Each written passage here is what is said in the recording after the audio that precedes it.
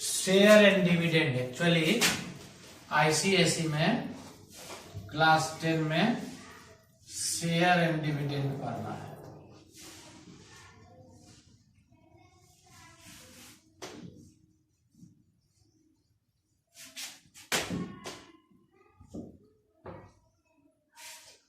अब आप समझिए शेयर क्या होता है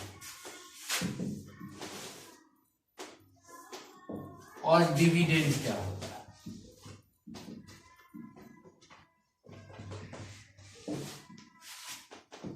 जब भी कभी कोई व्यवसाय चलाने में इतना पैसा लगे कि एक आदमी से वो संभव नहीं हो, तो कई आदमी मिलकर उस व्यवसाय को चलाते हैं, उसको कहते हैं पार्टनरशिप, कहते हैं ना। लेकिन पार्टनरशिप की एक शर्तें हैं कि इसमें 2 आदमी पार्टनर होगा कि 3 आदमी कि 4 आदमी।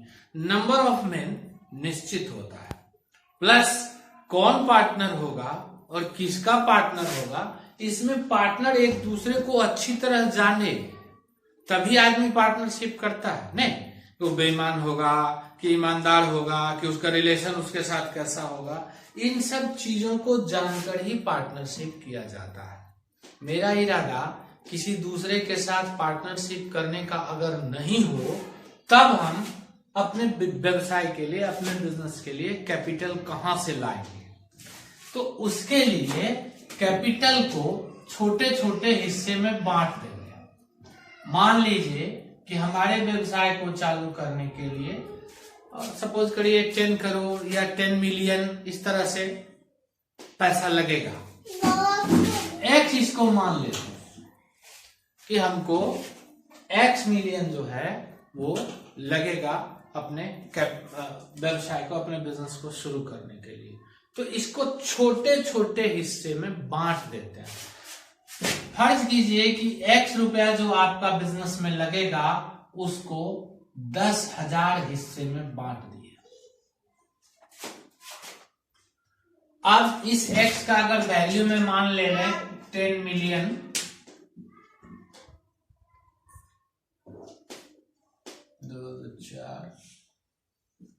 इतना रुपया अगर लगता है आपको और इसको आप 10,000 हिस्से में बांट दिए, तो जो एक हिस्सा हुआ, एक भाग, 1 पार्ट,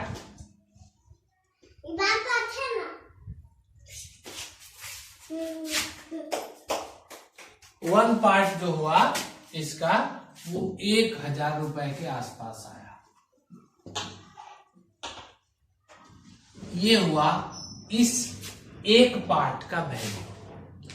अगर आपको इससे भी छोटा हिस्सा करना है तो आप 10,000 के बदले 1 लाख से भागा दे दीजिए। अगर आप इसका 1 लाख पार्ट करते तो 1 जीरो और कम होता। अगर आपको इससे भी छोटा हिस्सा करना है तो आप 1 जीरो से और भागा दीजिए, तो एक हिस्से का वैल्यू 10 रुपया आएगा। समझ में आ रहा है? इस तरह से आप अपने कैपिटल को छोटे छोटे हिस्से में बांट दिए, और छोटे छोटे हिस्से में बांटने के बाद जो एक हिस्सा हुआ उसी को शेयर कहा जाता है। इस शेयर का कितना लागत हुआ, मतलब जो कंपनी का कैपिटल है, कैपिटल ऑफ द कंपनी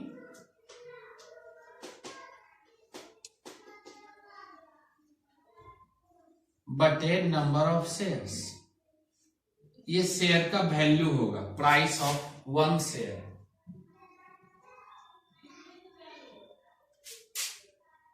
बटे नंबर ऑफ टोटल शेयर्स।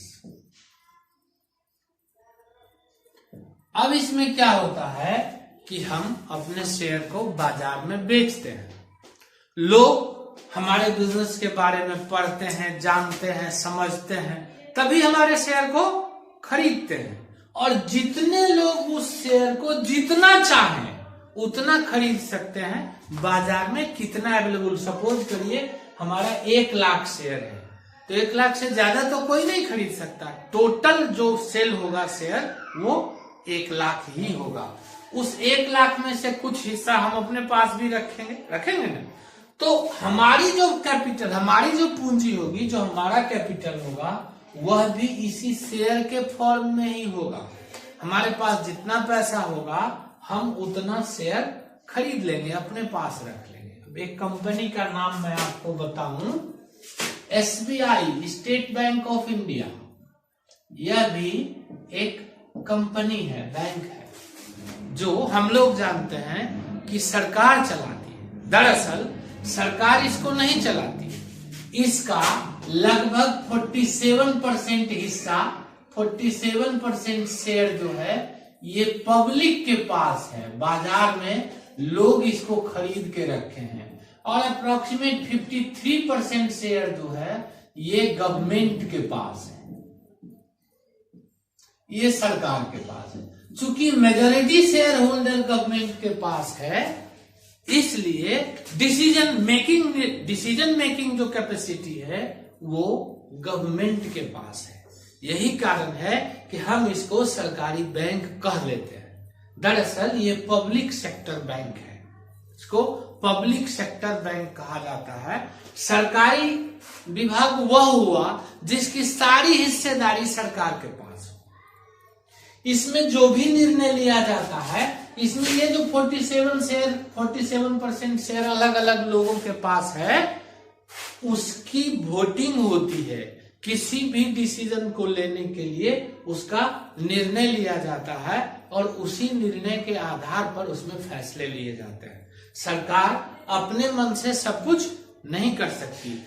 इसमें सरकार का पलड़ा भारी सिर्फ इसलिए है क्योंकि मेजॉरिटी शेयर होल्डिंग सरकार के पास है। इस 47% शेयर में भी सरकारी कंपनियां सच LIC है, NTPC है, ये सब भी SBI में शेयर खरीद के रखी है। तो सरकार की हिस्सेदारी मोटा मोटी बहुत ज्यादा हो जाती है, इसलिए सरकार का इस पर पकड़ बना हुआ है। वरना इस तरह के कंपनियों को पब्लिक सेक्टर कंपनी कहा जाता है। इसके एक शेयर का जो प्राइस है वो 2 रुपया है अभी इस समय, लेकिन ये 2 रुपए का शेयर बाजार में अभी 180 रुपए के आसपास में बिकता है। उसका वैल्यू 2 रुपए है। अब यहां पर 2 चीज समझना बहुत जरूरी है। एक, प्राइस ऑफ शेयर, या फिर शेयर का मार्क प्राइस या शेयर का वैल्यू। प्राइस ऑफ शेयर, या इसको फेस वैल्यू आप कह सकते हैं।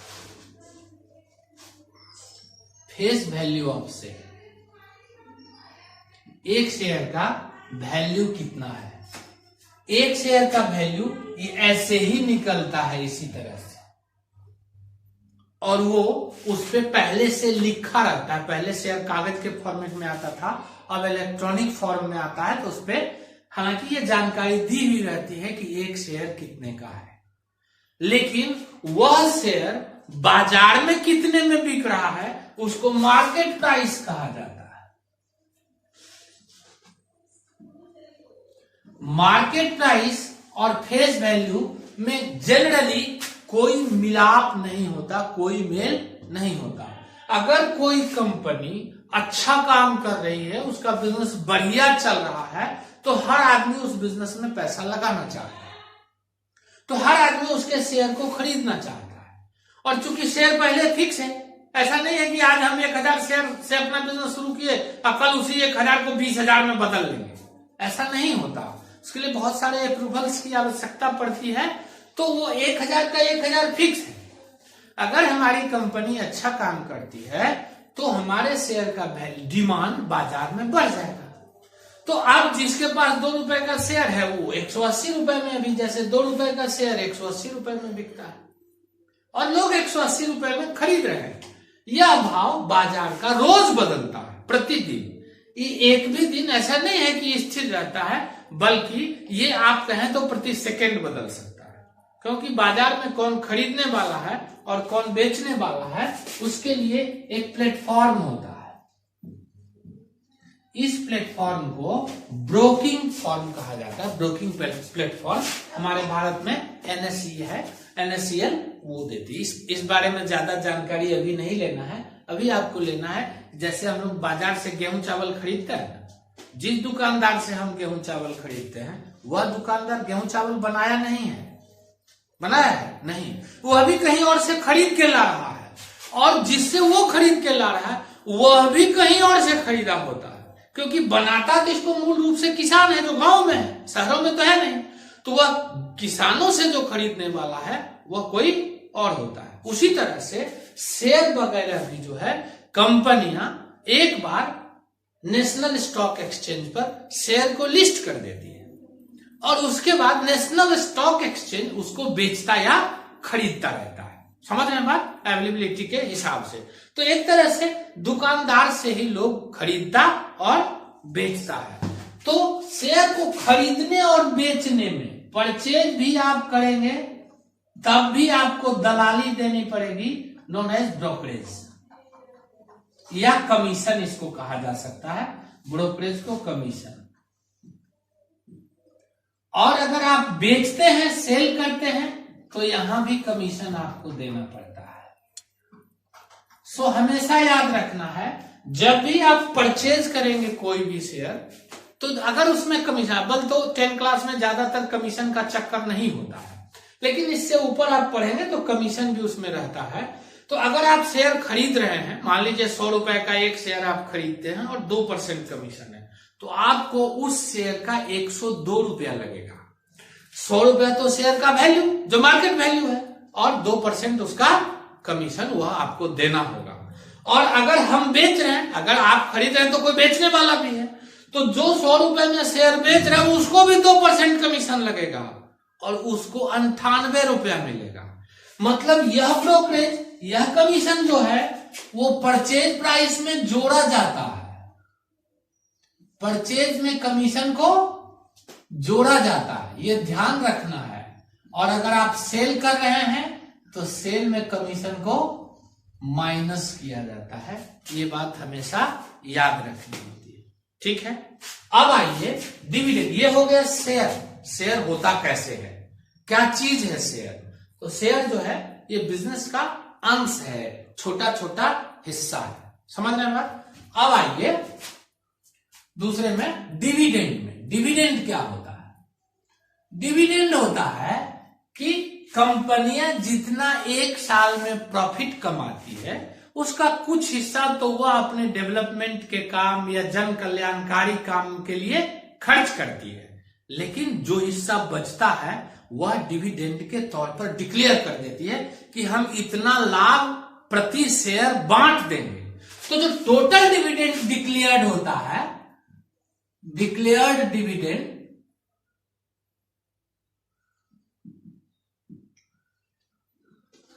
उसको नंबर ऑफ शेयर से डिवाइड कर दिया जाता है। ये पर शेयर डिविडेंड कहलाता है, पर शेयर डिविडेंड होता है। लेकिन कभी कभी कंपनियां पर शेयर डिविडेंड नहीं देती है, वो डिविडेंड परसेंट में डिक्लेयर करती है, जैसे 10% डिविडेंड देगी ऐसा डिक्लेयर करती है। तो अब एसबीआई अगर किसी साल में डिक्लेयर करे कि हम 10% डिविडेंड देंगे और आप बाजार से 180 रुपए में शेयर खरीदे हैं, तो 180 का 10% 18 रुपया होता है। 18 रुपया आपको नहीं मिलने वाला, क्योंकि कंपनियां डिविडेंड जो उसका एक्चुअल प्राइस है, फेस वैल्यू, उसी पर डिविडेंड देती है। तो आपको 2 रुपए का 10% 20 पैसा देगी। तो फिर जो आपका एक्चुअल इन्वेस्टमेंट है, मान लीजिए कि आप एसबीआई का 100 शेयर खरीदे बाजार से, 100 शेयर का आपको 18,000 रुपया लग गया, लगा ना, क्योंकि 180 रुपए शेयर में बाजार में मिल रहा है। और कंपनी जो है वो 10% डिविडेंड डिक्लेयर की, तो 10% डिविडेंड आपको फेस वैल्यू पे मिलेगा, तो 200 रुपया ही हुआ इसका तो फेस वैल्यू 1, क्योंकि एक शेयर का फेस वैल्यू कितना है 2 रुपया, तो फेस वैल्यू कितना होगा इसका 200। आप जो 18,000 दिए ये मार्केट वैल्यू, ये क्या है मार्केट वैल्यू है, समझ रहे बात, और ये क्या है, फेस वैल्यू है। तो कंपनी जो डिविडेंड देगी वो फेस वैल्यू पर, मतलब आपको सिर्फ 20 रुपया मिलेगा, ठीक है। और आप लगाए कितना, 18,000, ठीक है। अगर आप 18,000 लगाए, आपको मिला कितना, 20 रुपया। तो एक्चुअल इंटरेस्ट या एक्चुअल प्रॉफिट का जो परसेंटेज हुआ वो कितना हुआ, आपके लिए कितना हुआ एक्चुअल प्रॉफिट परसेंटेज, 20/18,000 गुना 100, यानी 1/9%, बहुत मामूली, समझना है बात। सो जो एक्चुअल इंटरेस्ट या एक्चुअल प्रॉफिट है वो मार्केट वैल्यू पे निकाला जाता है, लेकिन डिक्लेयर्ड डिविडेंड जो है वो फेस वैल्यू पे मिलता है, समझना बात। ये दोनों बातें हमेशा दिमाग में ध्यान में रखना है कि जो प्रॉफिट है वो उसका जो फेस वैल्यू, जो उस पर लिखा हुआ दाम है, उसी पर मिलेगा। लेकिन हम अपने कैसे कैलकुलेट करेंगे कि हमको कितना परसेंट रिटर्न मिला, तो हम तो उसमें जितना पैसा लगाए, मतलब हम मार्केट वैल्यू पे उसको रिटर्न निकालेंगे। दरअसल एक्चुअल रिटर्न वही होगा जो मार्केट वैल्यू के हिसाब से हमको मिलेगा। शेयर और डिविडेंड में यही 3-4 चीज है। ये पूरा मैं मिटा के फिर से एक बार लिख देता हूं क्या क्या मुख्य चीज है। आइए देखें शेयर एंड डिविडेंड में क्या क्या जरूरी चीज होता है। एक शेयर का फेस वैल्यू जो उस पर ऑलरेडी डिक्लेयर होता है या लिखा हुआ होता है या जानकारी दी जाती है कि शेयर का फेस वैल्यू क्या है।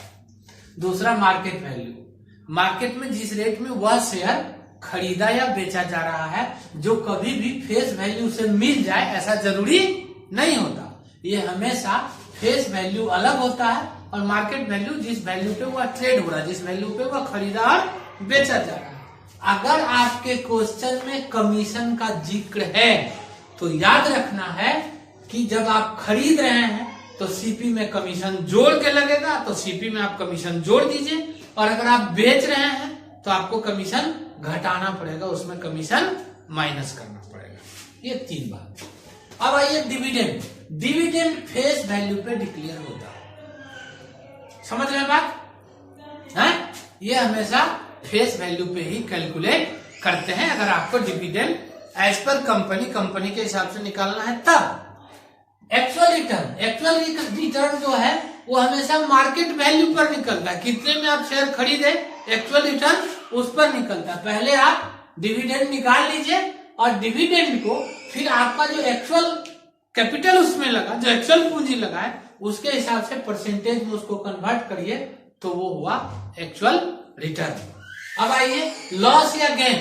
तो लॉस या गेन की कल्पना डिविडेंड में नहीं किया जाता है। दरअसल dividend is known as interest on the capital, लेकिन लॉस और गेन जब भी होगा तो वहां शेयर की खरीद और बिक्री होगी, शेयर खरीदा भी जाएगा और बेचा भी जाएगा। उस स्थिति में लॉस और गेन की कल्पना होगी। अगर कोई व्यक्ति किसी कंपनी का शेयर 1 साल के लिए खरीद के रख लिया और खरीदा कुछ प्राइस में, बेचा कुछ प्राइस में, और उसके बीच में उसको डिविडेंड भी मिल गया, तो उसके जो टोटल प्रॉफिट या टोटल लॉस है उसमें डिविडेंड को भी माइनस करना पड़ेगा। याद रखिए, अगर मान लीजिए कि एक आदमी 10 शेयर किसी कंपनी का 1000 में खरीदा और 1 साल इसको रखा और जब बेचा तो उसको 1100 रुपया मिला, 1100 में वो बेच दिया, तो सीपी हुआ 1000 और एसपी हुआ 1100। तो इस प्रकार खरीद बिक्री में इसको 100 रुपए का प्रॉफिट हुआ ना। लेकिन अगर उसमें लिखा हुआ हो कि इसको 100 रुपया डिविडेंड भी मिल गया, तब प्रॉफिट में वो 100 रुपया आपको जोड़ देना है। जनरली इतना क्लिष्ट सवाल होता नहीं है, लेकिन अगर ऐसा है कि वह डिविडेंड भी लिया और शेयर बेचकर भी पैसा कमाया, तो फिर वो दोनों उसके प्रॉफिट में गिनती हो जाता है। समझ रहे बात? जब तक वह बेचा नहीं तब तक जो डिविडेंड है वो प्रॉफिट नहीं है, वो known as interest on the invested capital. ठीक है, अब आइए एक सवाल मैं इसका बता दूं। इसमें एक सवाल है, एक company with 4000 share of nominal value, nominal value is known as face value, 110 रुपया उसका फेस वैल्यू है, ऐसा 4000 शेयर ही उस कंपनी के पास है टोटल।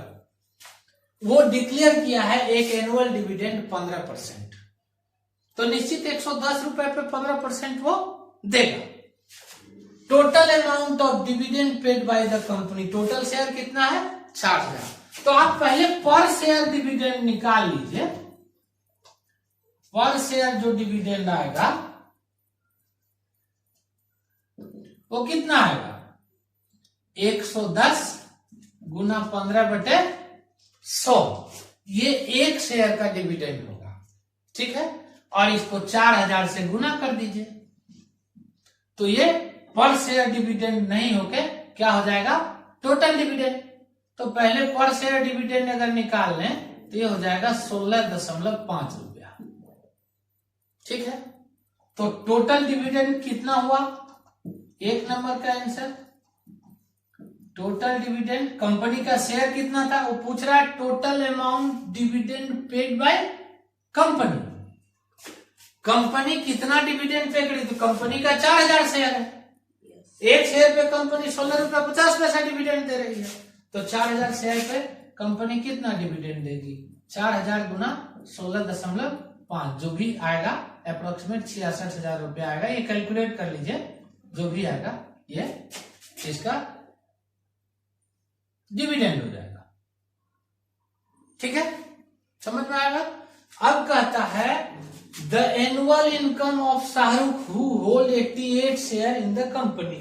शाहरुख एक आदमी है जिसके पास कंपनी का 18 शेयर है, तो एक साल कंपनी, एक साल में कोई कंपनियां 4 बार डिविडेंड देती है, कोई एक बार देती है, लेकिन जनरली एनुअल ही कैलकुलेट होता है। तो ये एनुअल डिविडेंड है, यहां लिखा हुआ है एनुअल डिविडेंड। अगर 4 बार देती तो लिखता क्वार्टरली डिविडेंड, तो फिर उसको 4 से मल्टीप्लाई करते। ठीक है, तो यहां पर एनुअल डिविडेंड जो है 88 शेयर के लिए कितना होगा, तो आप एक शेयर के लिए तो 16.50 निकाल में किए हैं, तो 88 गुना 16.50 कर लीजिए, जो आएगा ये 2 नंबर का आंसर हुआ।